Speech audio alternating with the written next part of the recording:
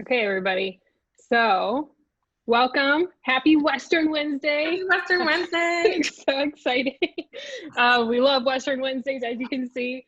So, hi, everybody. My name is Gabriela Salawanchek. I am the manager for recruitment and outreach in the College of Arts and Sciences. Hi, everyone. My name is Brooke Boyd, and I'm the intern for recruitment and outreach at the College of Arts and Sciences. So, welcome. We're excited to see you today. Well, not see you, but virtually. So, I got you going live from my living room. So it's a great day to be a Bronco. Love it. We're just going to walk through today some things in our presentation regarding the arts and sciences. We're going to look at professional pathways and ways that you can get involved on campus, and then also just answer any questions that you have. Feel free to utilize the chat feature here. You can utilize it by clicking, you can ask the panelists questions through here, and then we're also keeping an eye on that Q&A feature too, so you can ask us questions throughout the presentation and we'll address them as we go. Yeah. Okay, so let me give a little bit more background about myself. So I'm actually almost a twice alum of Western. I actually graduate, I know, on the 25th with my master's in higher education student affairs. It's been 3 years coming, so I'm super excited to be almost done. And I graduated in 2014 actually with an education background. So I taught for a couple of years. I found that they were too young. So then I decided to work with medical students. I worked at WMed, which is the medical school affiliated with us. And I was working in their admissions department and student life and curriculum. So I was a little jack of all trades. And I really liked working with medical students, but I found that they were a little too old. So now I'm in the just right zone of working with undergraduate students and back on my home turf, and I'm loving it. Well, my name is Brooke once again, and I am a recent graduate of Western. I graduated in June 2019 with my degree in biomedical sciences and a minor in chemistry. I know I look more like a fine arts girl, but that's okay. But I'm really, really excited to be here sharing this with you. I chose Western because I really, really dug the community feel. I come from a very small town. Both my parents went to Western. My sister goes to Western, so it's kind of like a family affair. I truly bleed brown and gold, and I'm really excited to be working for Western and here talking to you today. Awesome. Okay, you might see me look to the side. I have my two screens up, so I just want to make sure I'm catching questions along with making sure that I can get all the information to you. So let's get started. No, we are going to go. Okay, awesome. Okay, so your college, arts and sciences. Today we are gearing this conversation towards STEM, but there's actually 3 different areas within our college. We have STEM, we have social sciences, and we have the humanities. When we say STEM, we're talking about things like biological sciences, chemistry, environmental sustainability studies. So those are some of the departments on our campus. We are one of the larger colleges. We have about 4,500 students enrolled in our college. This is including undergraduate and graduate students. And then we have nearly 1,506,000 square feet of lab space and research. We're going to talk a little bit more later about undergraduate research that you can do here. Yes, undergraduate. It's not just graduate work. I know, woo, woo. And then also we have 25 plus STEM majors for you to choose from. Brooke, do you want to talk a little bit more about your major?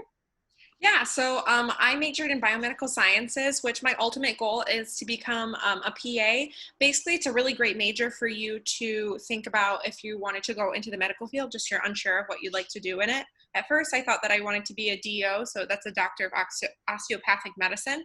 But instead, I'm going to be applying to PA school soon in the fall. So it's a nice mixture of chemistry. It has a built-in chemistry minor, as well as having a really nice... Sorry about that, we weren't sharing. Biology base. And so that's my major, very close to heart. So I'm really excited to talk to you about it today. Does that answer your question, Brendan? Cool. Okay. So with that in mind, these are some of the places that our Broncos have gone. Actually, we pulled this report from the survey that is given to students after they graduate. And so these are some of the places like Stryker. Some of them decide to stay home and go and work at WMU, but then also continue their education like at WMed. Some of them work at Disney. I love Disney. And so I think that's pretty cool. But some of the other places that actually was recently mentioned in our 2019 survey was Whirlpool, Bronson, Borges. Bronson and Borges are a couple of our local hospitals. And so our students will go there to work to get their hands-on experience in the field. Okay, So undergraduate research opportunities. I said I was going to talk about that, and so here it is. And so we emphasize the undergraduate part of it because when you go to some other universities, maybe because they're larger, they will give that research to graduate students. But here we actually allow undergraduate students to get into the labs and actually experience what it's like to, use that pipette and get under the hood vent. Right, Brooke? Those are the right. Yep. Those are the right words. Yeah. Yeah. So those are some of the things that you get to do, but it doesn't always have to be in a lab. You can actually go out and get outside the classroom, get outside the lab. I put a picture of the Dino Park on there. That is actually something that started a few years ago, and you were able to explore the flora and fauna of that era. And they're collecting different samples all the time, or just adding to our Dino Park. Some of the experiential learning that you can do, I added Project Lead the Way on there. So actually Dr. Wendy Bean, she is awesome, love her. She is conducting research with flatworms, and she is finding out in stem cell research. So you can cut a worm like in half, this flatworms, and then they'll regrow, and you'll have 2 new worms from them. And so she'll actually go out into classrooms like out in Gobles, Michigan, and work with the students there and show and bring her worms in there, and she will bring undergraduate students to help with those experiences. Penico Hall is usually where we do our research, and that's where Dr. Wendy Bean's research is held. And I think it's really cool. You can go through the hallways of Penico Hall, which, like I said, is where our research is. And you can see all these posters of people who are really proud of their research. And also, you'll see a lot of the times the professors, the people who have their doctorates in this stuff, so they know it really, really well, will put the student's name first if they're doing undergraduate research. And I think that's a really cool thing that Western does. Yeah, so actually we started this new thing on our Instagram. We have what are called Feature Fridays. And this Friday, we are going to have a WMU graduate who is actually in her 4th year at WMed right now. And her name is Katie Davis. And she just matched a couple weeks ago, which is super exciting in the medical field. And so she found out where she's going to do her residency. But the reason why I bring her up is because when she was an undergraduate student at Western, she actually conducted research and she got published from it. And so she was able to put that on her resume or CV when she was applying to different medical schools. Okay, study abroad. And I apologize if some of my pictures aren't coming up. They don't seem to be showing up on my end, but study abroad. So 1 in 10 of our students will study abroad, which is really cool. We have languages such as like Spanish and world languages, and actually you're required when you're in our college to take 2 semesters of a language. Sometimes people ask, can you test out of this? You can, there are ways to do that, and we talk more about that during orientation, but you usually take 2 semesters and you can take like Chinese or Spanish or French, and then sometimes students will study abroad. So you can do it, it's kind of like a choose your own adventure kind of thing. So there's faculty-led ones. So we have on here, there's 20 faculty-led programs in the country and 17 different countries, but you can also do student-led ones. And they can be 2 weeks, they could be a month, they could be over the whole course of a semester or a whole year. It depends on what you want your experience to be. And also we have partnerships with different schools abroad, so then those credits can transfer over. And so you'll be able to meet graduation requirements, but then also be able to study in a different country, which is kind of cool. And also we have scholarship opportunities. Sometimes students don't even apply for them, but we do have scholarships that you can apply for. And what's really neat about this is that it can drive down the cost. So then you can try to decide, do I want to stay here for another Michigan winter, although this past one was mild, or do I want to go to Costa Rica? So once we're all let out from this quarantine, it's your choice. And sometimes I've even heard of the cost being the same as it is when you're going and studying here at Western and Kalamazoo. And sometimes I've heard of it even being less.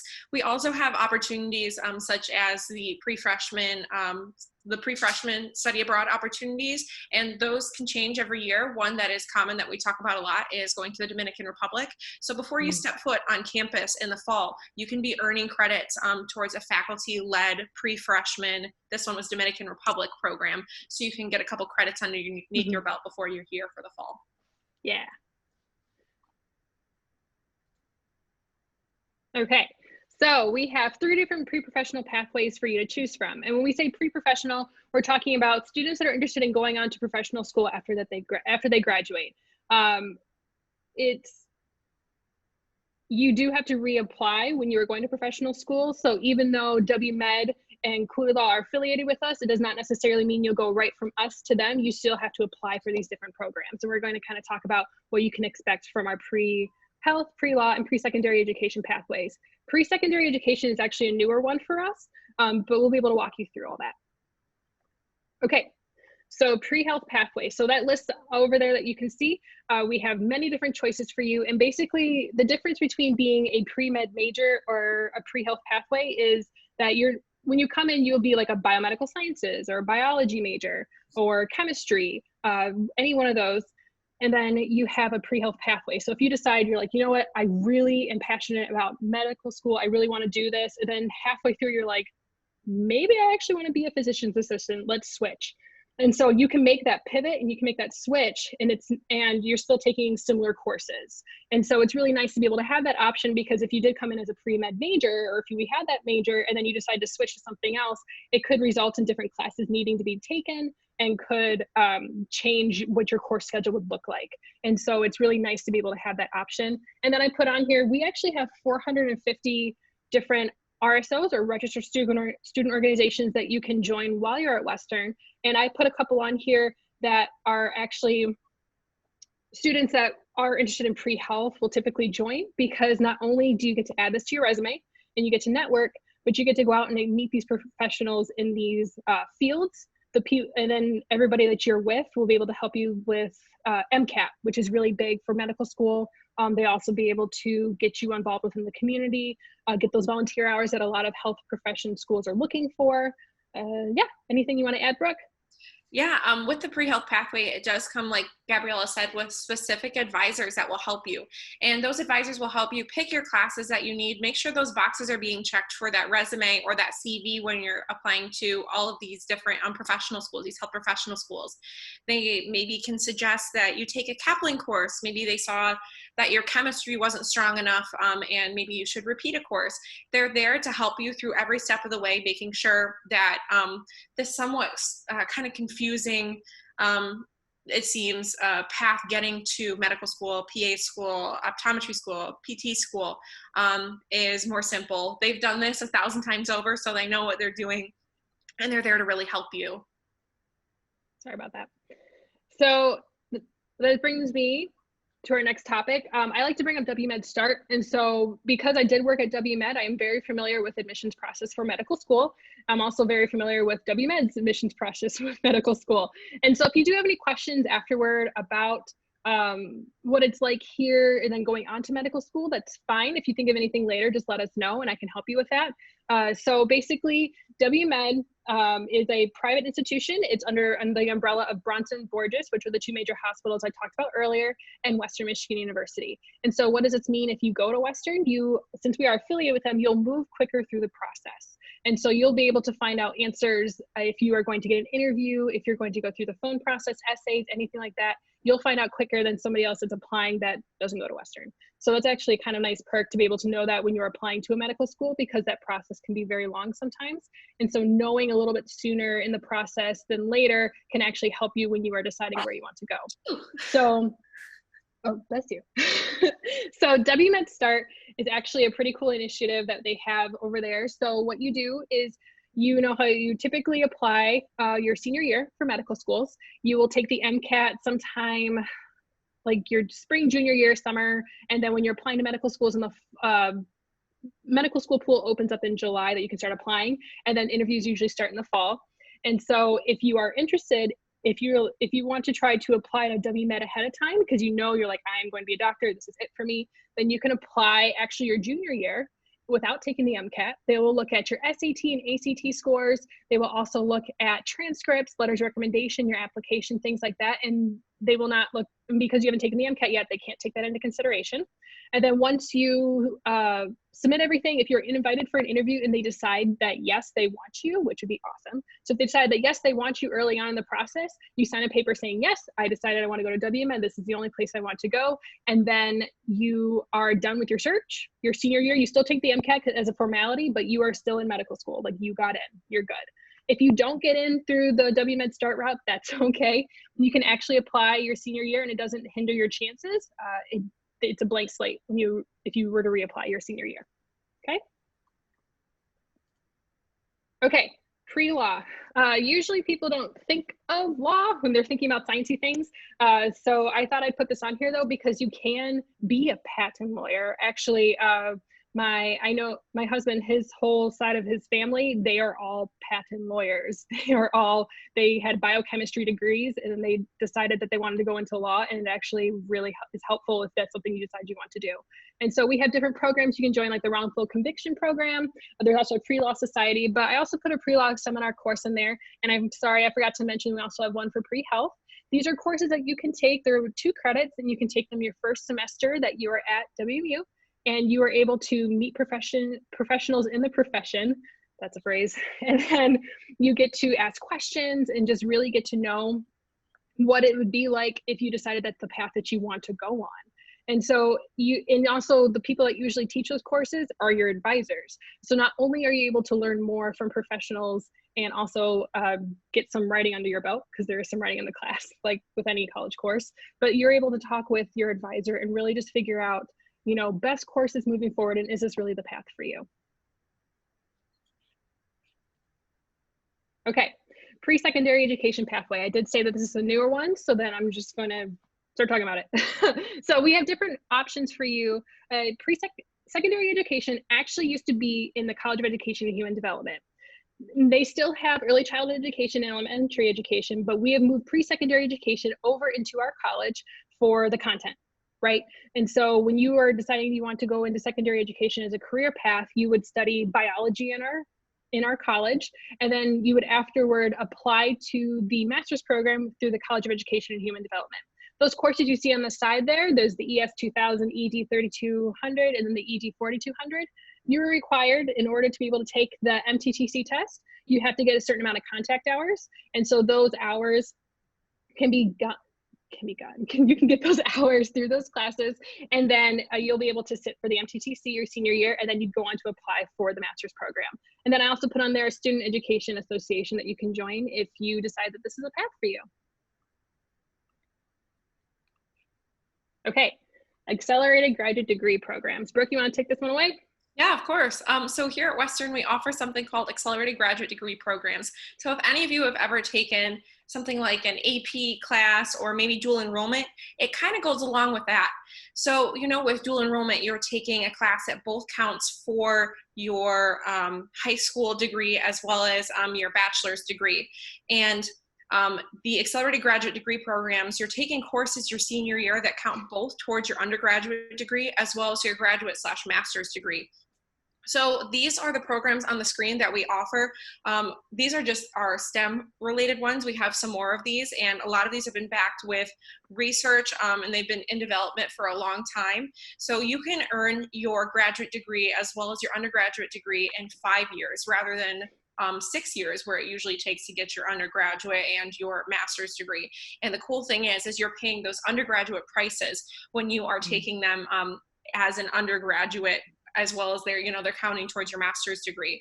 And another thing that's nice about that is we have seen with master's degrees that your salary goes up. Actually, we can see like $20,000 to $25,000 more per year if you have a master's degree, and we're allowing you to get that in a shorter amount of time, which is so nice.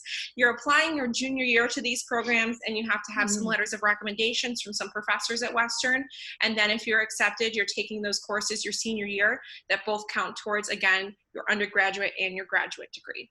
So we see applied econ. I want to point out too that for biological sciences, we have both an MA, so Master of Arts, and a Master of Sciences for those. We have chemistry, earth sciences, mathematics, and statistics, along with other ones like I mentioned before.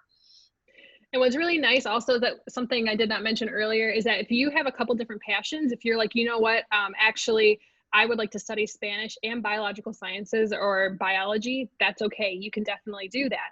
Actually, having a language, if you are interested in medical school, or if you're interested in any field for that matter, it's good to have that language background, but you can mix and match and maybe have 2 minors. I know that the biomedical sciences degree actually has a chemistry minor built into it, but if you are interested in even environmental sustainability studies, that major is actually made to be a joining or a double major. So if you like the business side of things and you want to help businesses understand what's happening with the environment, you can couple that with a general business major or a strategic major or something like that along with your environmental sustainability studies.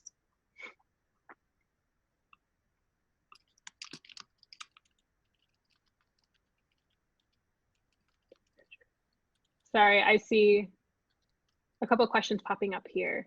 Mm-hmm. Do grad school credits earned here work for other schools? I guess that would depend. I know grad school credits. Oh, you're saying if you're interested, okay, for the accelerated graduate degree program. Okay, so I understand. I guess I've actually never been asked that question before. So the only knowledge that I have on that is, like, for instance, I am in my master's program right now. We actually had somebody transfer from another university with credits, and it counted toward their master's here. So they didn't have to take as many courses, and they were able to cancel some of those out. So it would depend on the other program that you are interested in applying to in the other university, if they'd be willing to take those credits. And when do I have to register for an accelerated degree program? What year? So we usually see people register and apply their junior year. It is an application process. And like I said, you usually, when I was looking at it, you need just some letters of recommendation. You have to have a certain GPA, that certain minimum GPA, I believe it's a 3.0 that Western looks at. It varies on the courses, yeah. I mean, the programs. Just I was looking at I looked at the biological sciences and chemistry, and I believe it was a 3.0 when I was looking at it. And you apply your junior year, so you can get started with those accelerated graduate degree courses your senior year.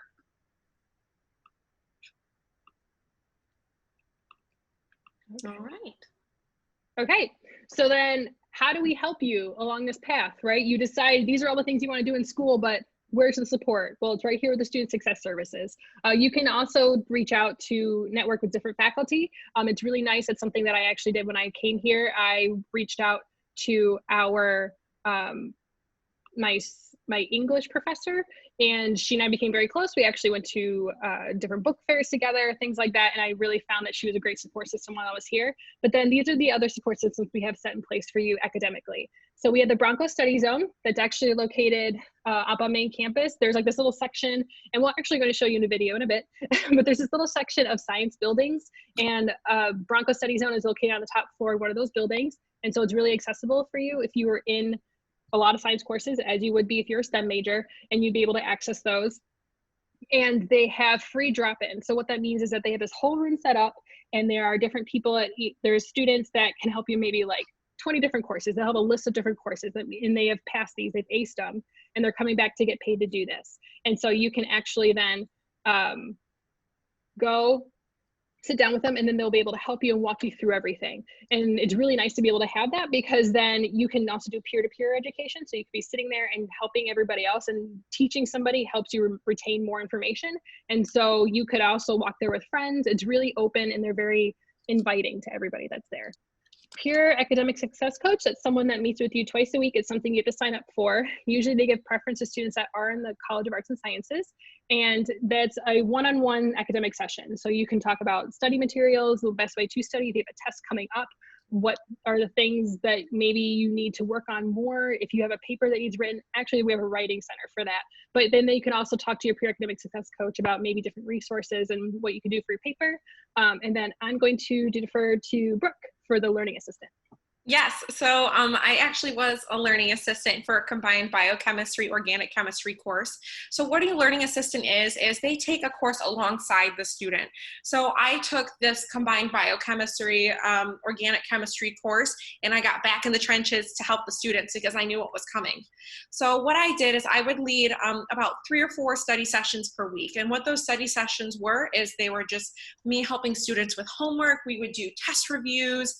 We would do final exam prep, and then sometimes it would just be like a general kind of study session. Like, people have questions, go ahead and shout them out and I can help you. Learning assistants also are liaisons between the professor and the students. You know, sometimes there's a long line at the end of class and you have another class you have to get to, so you can talk to the learning assistant, and the learning assistant can bring your question up to the professor and respond back to you. But what's also really nice about this is the learning assistant also knows what's going to be on exams and tests, and they know answers to homework, and they've seen the tests and the questions that the students are going to be answering, and the students that are going to be taking those tests, they've seen all of that before because they took this class already. So learning assistants are a really nice thing to have with some courses. And those courses are usually like chemistry courses, biology courses, we have physiology, but there's learning assistants that are in a ton of different courses. Sometimes they can even be your lab professors as well. So I was a learning assistant as well as a lab assistant. So I was teaching the lab portion of that biochemistry combined organic chemistry course. So I even got to spend more time with my students, and I saw that those who came to my sessions, those who asked questions, did a lot better than those who decided not to do that. Okay, so living learning communities. Okay, so what these are, they're actually pretty cool. I mean, like when I first came into Western, I actually was a speech pathology major. I switched, clearly, but originally I was a speech pathology major. So I actually lived in the health professionals community. And what's interesting, it's still in the same spot that it was when I was a freshman 3 years ago. So I'm just kidding. It's just 10 years ago. That's not too long ago. But what's nice about these communities is that you will live with students that have similar interests, majors, classes, study habits, everything like that.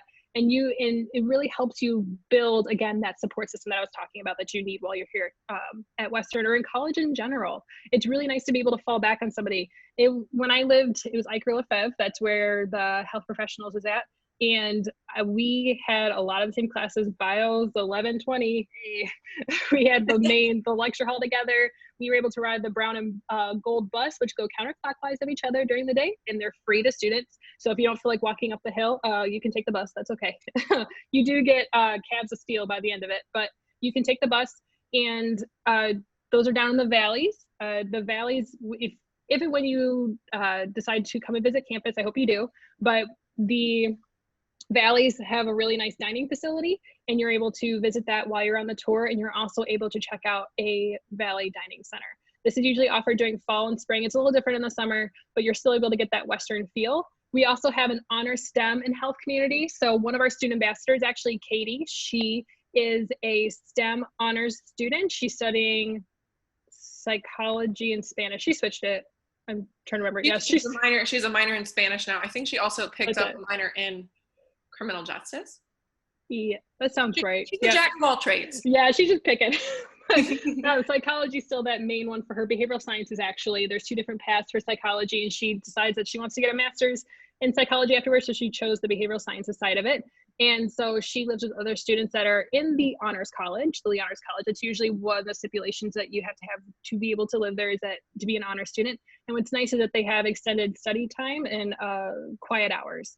And the honors college is affiliated, has strong ties with them, and so they're able to work with their advisors and just really be close with everybody in the honors college and through that community. And then also the science scholars, those are all for students that are interested in the sciences. This one's technically, if you were to go on the website, you'd see science scholars under arts and sciences, like we house it. But honestly, because we are so large, our students kind of can stay anywhere. You can stay anywhere on campus as long as it's designated for usually a freshman. As long as it's not designated for upperclassmen or transfer, you can live there. If you decided you actually want to live with business majors or aviation majors, or if you want to live in Western Heights, go for it. I know that Brooke said she lived in Western Heights. If you want to touch on that a little bit, Brooke.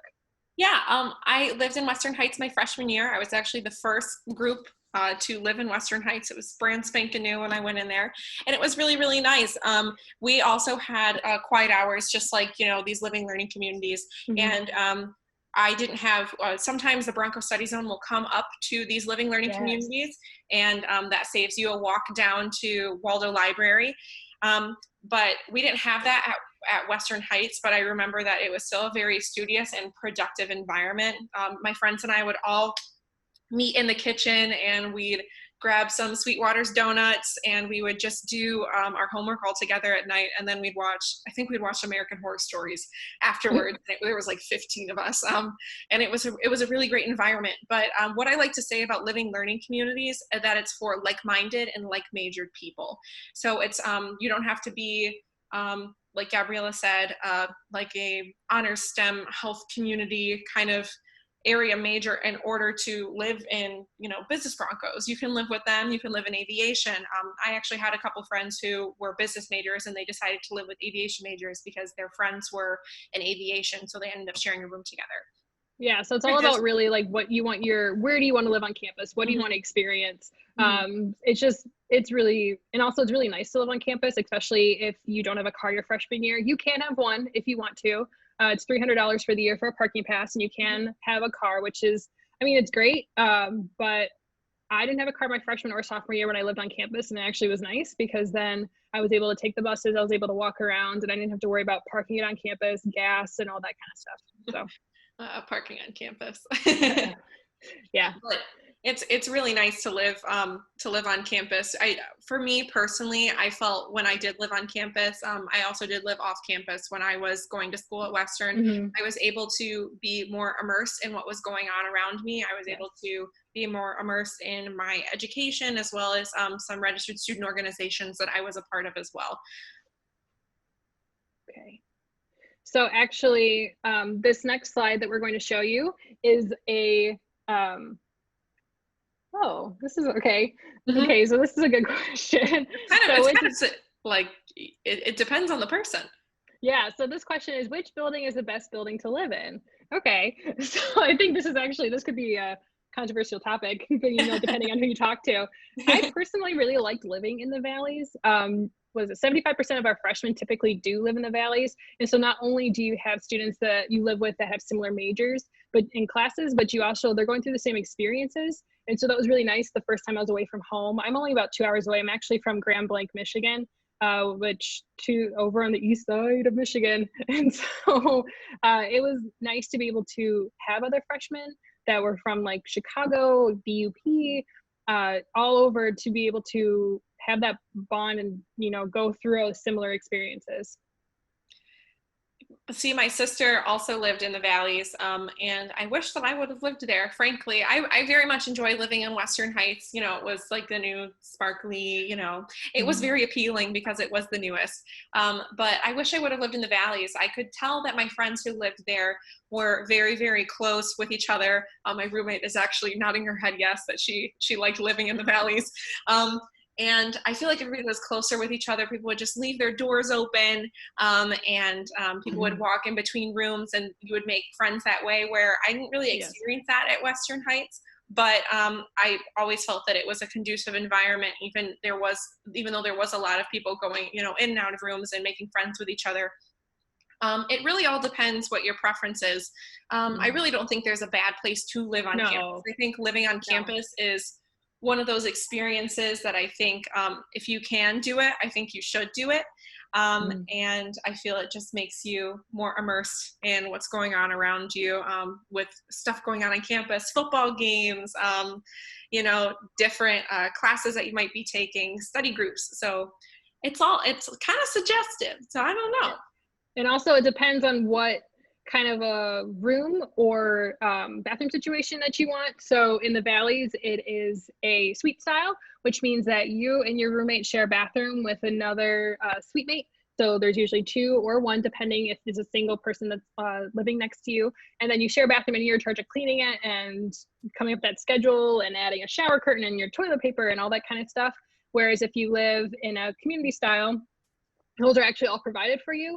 So yes, everybody on the floor does share one bathroom, but it's a large bathroom. It's not just like one. There's multiple showers. There's multiple showers, multiple everything. It's not just like one stall. Think more of like, I guess like maybe a gym style, kind of like the way it's open. And then they provide toilet paper for you, and they'll clean that for you. Was it twice a day typically? They'll clean it for you in the morning and the afternoon. And so you don't have to worry about that either. So when you fill out that survey, be very honest with yourself. If you don't usually clean up that kind of stuff when you're at home, your room, anything like that, like just be honest about that and really think about it, because that can change. I mean, that'll be your first year out of home. So, okay. So actually, one of the things that I really believe in, and that actually Western believes in general, is having hands-on experience, but also help. Sorry, we got another question. Keep going, I got it. Okay, cool. So one of the ways that we try to support our students, or at least everybody that I know on campus tries to do, is try to give them experiences. And so one of the ways that I did that is I actually reached out to one of our film video media studies students. They were a friend of Brooke's, and then Brooke, when she was a student, along with this other student, created a video of campus. It shows you the different buildings that are located within the College of Arts and Sciences, and it has a nostalgic feel to it because it's also, well, it's 90s, so it's kind of fun. Something you're binge watching right now. Yeah, well, they took it off Netflix, but anyways, okay. Let's see. Oh, it's loading because it's not big of a masterpiece. It's okay. Yeah, it's. Oh, isn't that gonna play? Oh. Sad. Well, if you really want to see the video, you can just email me. Actually, so here's our my contact information, our contact information. If you actually do want the presentation afterward, we are putting up the recording afterward on the Western Wednesdays page. But if you would like a personal copy of the presentation, just let me know and I can email that to you, no problem. I'll get you the PDF of that. And if you think of any questions later too, just let us know. I know sometimes it takes me a little bit to like really stew and be like, yes, actually, this is my list of questions I want to ask. And that is completely fine. I know that it's really confusing with everything that's going on right now. And so if you have any questions about if you have any questions in general about what Western is doing during this time, there is a COVID-19 website that you can check out. But also if you have any questions about what it's like to be an admitted Bronco, if you want to go to another virtual session, there's a lot of virtual sessions going on for admissions right now. I actually have another one tomorrow. So if you want to chat again, there's one tomorrow. But we actually have like lunch lives where you can talk with a admissions rep. If you want to talk to an advisor, I can get you connected with someone. I'm really here to be a resource for you and just be able to help you, because I know this is just applying to college in general. And even if it's not questions about Western, but just in college in general, just let me know or let Brooke know. We're open to answering those questions.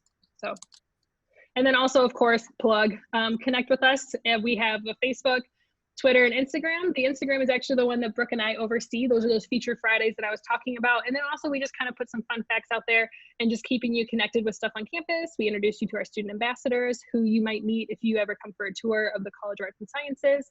And then the Facebook and Twitter are just more information, news stories that are going on around in the college and things like that. Does anybody have any last questions? We can have them roll in right in the Q&A section. I just answered a couple of them via just typing. So does anybody have any last questions before we kind of wrap up the session today? We'll wait a couple seconds for those to roll in. Oh, another plug. At the end of the month, so actually April 22nd, so another Western Wednesday, I will be doing another session along with Brooke, and this one's going to be geared towards social sciences and humanities. And so what that means is we'll talk about things like communication, English, anthropology, things like that, economics. And so if you are interested in criminal justice, sociology, if you're interested in any of those other ones, feel free to join that conversation as well. And we'll just kind of touch base on what you can expect if you decide to go that path in our college. We had some questions roll in while you were answering that and giving that little plug. So, Brennan, I'm going to answer yours first. So what are medical and anatomy labs like? Let me tell you, these were my favorite classes at Western. We have a lot of courses that are very hands-on, but I really don't think you can get more hands-on than medical and anatomy labs. So we would have models and sometimes even specimen. I remember dissecting a heart, I dissected an eye, I dissected a brain, and we also innervated a frog heart as well, which I'm geeking out a little bit over here, but it was a really, really fun time. So you have both the class with the anatomy, physiology section, and then you have a lab section, which is usually a 3-hour section once a week, and you have practicals or exams in your lab once every month, twice every month, depending. And those are over labeling of models and spelling. And that was my favorite part of anatomy. The lecture was great, but I really like that hands-on portion. We offer a lot of things like that at Western. All So right. another question that we have is, what is the earliest year you can do undergraduate research? And so actually, the earliest you could do it is even your first semester that you start. And I say this because when I was working with Dr. Wendy Bean this past fall out in Gobles, one of the students that was helping her has been with her since the first semester, day one, that she stepped foot on campus. And actually that student is now she's graduating at the same time I am. So she's graduating. So that entire time she was Dr. Wendy Bean's assistant. She was helping with different research. And so just from day one, so there really isn't a specific process set up. Okay, so I'll just be very open about that. There's not a specific, you go online, there's applications. So we do have a couple of different avenues though that you can check out if you're interested in undergraduate research. One of them is networking. So if you meet professors, ones that you have in lecture halls or smaller classes, and they have research that you're interested in, maybe reach out to them and ask them. I had a couple of my student ambassadors do that, and that's how they are conducting research right now, is because they did the ask. You know, that's the hardest part, is putting yourself out there and asking, and that's what they did, and they were able to get those experiences now. And the other way that you can do this is we have Handshake. So Handshake is it's usually used for outside sources and Western to post any jobs, like part-time jobs, full-time jobs, internships, things like that that you can apply to. And so I'm not sure if research per se is on there, but an internship could turn into a research, or a part-time job could turn into a networking opportunity to meet somebody to do research. And so never turn down those opportunities, I guess. I mean, obviously you have to still balance, school, mental health, family, all that kind of stuff. So yes, you have to say no to some things. But when I was an undergrad at Western, I not only was a student ambassador in admissions, but I also worked as a first-year seminar co-facilitator. So I worked with another faculty member and I taught a course. I also worked with international students. I was a College of Education marketing intern. And so there's a lot of different ways that you can get involved. And then I was able to meet more and more people that way. So. Okay. Are some of the classes off campus in the medical building? I believe that there's a class later on that is a cadaver lab that is not, you don't need it for biomed, but it's something that you can elect to take. I believe that is off campus. Is it in the College of Health and Human Services? I think it's either in the College of Health and Human Services, or it's in like the hospital area near Waldo Stadium, where you can take it.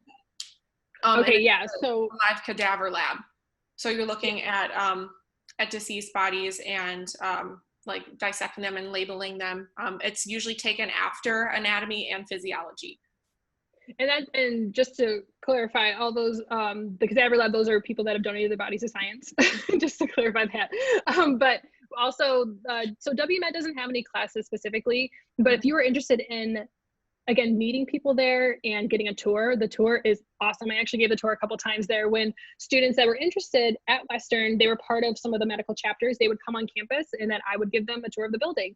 And although we weren't able to bring them to the 7th floor, which the top floor is where the coroner's office is, it actually is a coroner's office for many different counties, aside from Kalamazoo.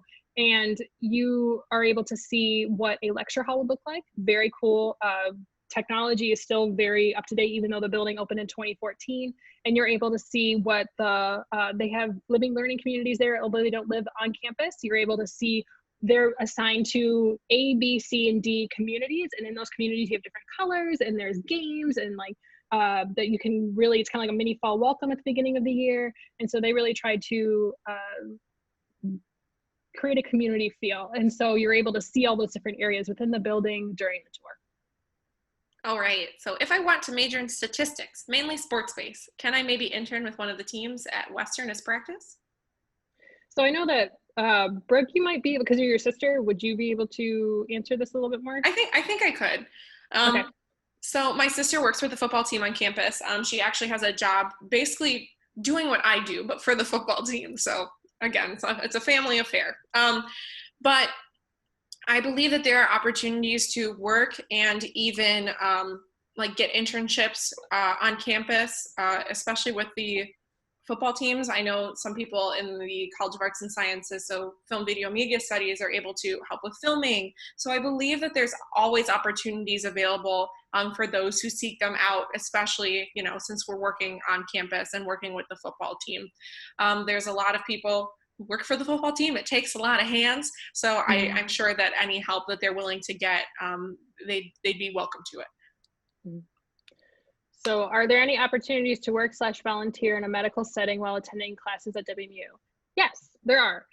Again, those will be usually put through Handshake. You can go on the Handshake website. Once you have your Bronco Net ID and password, log in and check all those out. But you would have to apply to those, or again, talk with people. I know that at least one of my students, when he was back at home, he was working in a hospital, and I know that there are students here that work in the hospital as well. Brooke is actually working in a derm office. Yeah, dermatology. Dermatology. Yeah. Do you want to speak to that a little bit more? Yeah. So there we have, you know, connections with Bronson / Borges.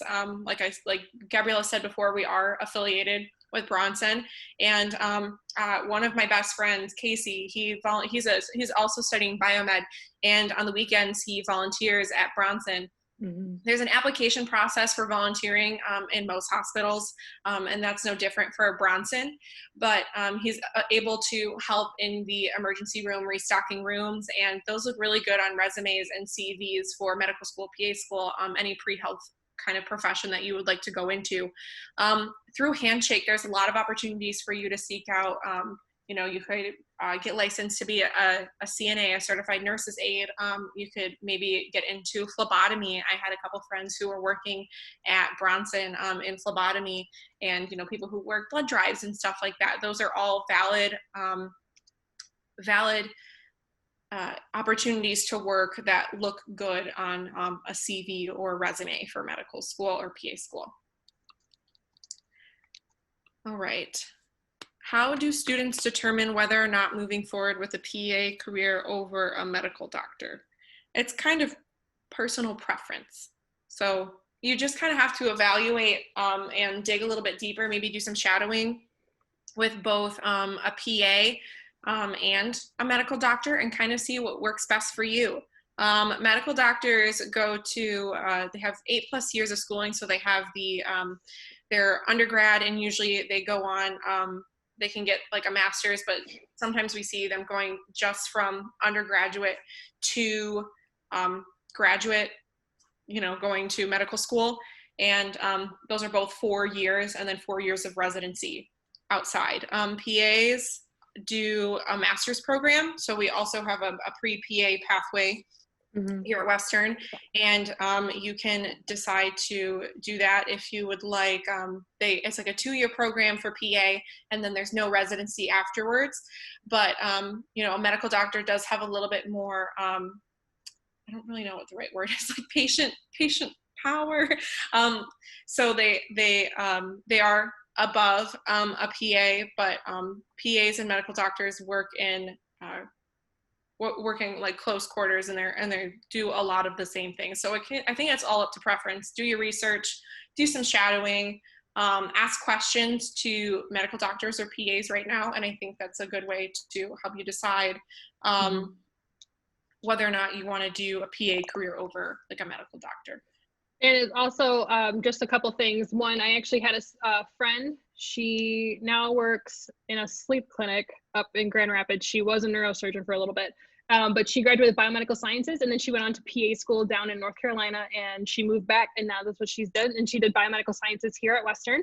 And then also another plug, College of Health and Human Services, which has things like speech pathology, where I was originally, remember, also PA, so physician's assistant, occupational therapy, those kind of things. And you can major in those. So instead of being like maybe a biomedical sciences major with a PA pathway, you could be a PA major. And the real difference between the two of those is that if you pick biomedical sciences, if you're not sure you want to be a PA, if you're debating between medical, you know, something, dentistry, veterinarian, any of those, if you're debating between a couple of them, you would want to, I would I would recommend you stick with the biomedical sciences degree, because then you're able to pivot, like we were talking about with those pre-health pathways. Whereas if you know that you want to be a physician's assistant, you might want to look into also being a physician's assistant major through the College of Health and Human Services. I'm not sure what the program looks like. I'm not quite sure how competitive it is, but there is a session coming up for College of Health and Human Services. They are actually going to be on April 15th, and they're at 7 p.m. And so if you are interested in getting more information about the College of Health and Human Services, they will have a session just like we are now. And so I recommend that you sign up for that session to get more information. All right. Are there any shadow opportunities at Western? I would say yes. Again, that's all about connecting, right? And so if you are interested in shadowing, you can ask. Now, I know that there's like some stipulations with Bronson and Borges, because with shadowing, there's liability rules. And so like if you're shadowing, they don't know if you're going to touch something or not. And then if you do touch something, you're liable. And so I'm not quite sure what it would look like if you want to go to Bronson and Borges, if that's kind of your line of thinking. But if you want to do something at Western, there are opportunities for you to shadow. You can also be a teaching assistant. So a TA, so that's another way that you can shadow, I guess. I was invited to be a TA for an English class, but unfortunately I had another internship for teaching that I had to do. And so I wasn't able to be a TA, but I know that Brooke was for a bit, if you want to speak to that. Yes, I did actually 2 separate TA learning assistant kind of jobs. One was for direct encounter with the arts, and then the other one was for, yes, I love direct encounter with the arts. I love that course. It was an amazing course. It's a prereq course slash distribution area course that fulfills the fine arts kind of area. If you're interested in it, I highly suggest it. But for the biomed, biochemistry, combination organic chemistry course, I was a learning assistant for that, and I got to shadow, I basically got to shadow my professor, as well as she wasn't doing any lab work at the time, but I was able to see what she was doing with the students. I was able to help and collaborate with some assignments, and even maybe have some suggestions with like some test questions or something, reviewing assignments and everything like that. But there's also, it is all truly about connections with shadow opportunities. So at Bronson and Borges, sometimes because they are such large hospitals, you have to have like an application process to get into them, but that's mostly having to do with just like I said, application. There's a large pool of people who want to go into these careers, but it's always possible. Again, I highly suggest doing some volunteer work and using those connections that you've made via professors. You might ask your professor, hey, do you know anybody who I would be able to shadow at Bronson? I'm really interested in, let's say, dermatology, just because that's what's familiar to me. It's very possible for you to do that. So it's all about making connections, and you can even sometimes look through Handshake to get jobs in the medical field, which you can get paid for while also getting those shadowing type hours. And the class was direct encounter with the arts.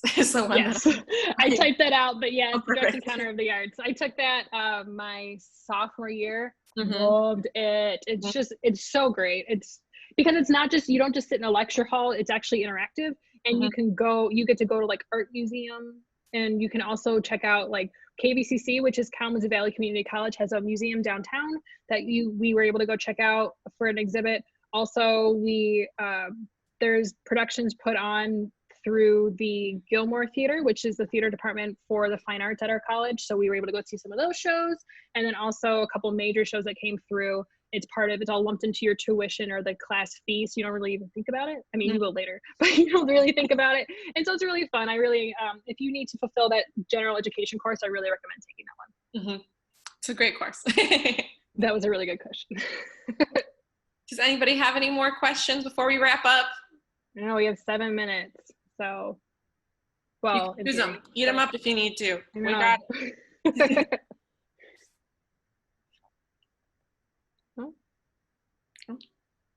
Okay. Thank you. Thank you. Okay, so this has been really great. We really love talking with all of you. We love all your questions. And again, if you want to come to another session, I will have those virtual sessions, which can be found at wmich.edu/admissions/virtual. So if you're interested in getting a virtual tour, unfortunately, like I said, my video didn't work, but theirs does. And so you can check out a virtual tour. You can check out the admissions presentation.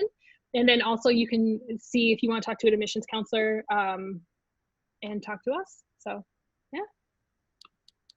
Okay. Well, thank you, everybody. It was great seeing you. And I really hope that we hear from you soon. So go Broncos. No Broncos.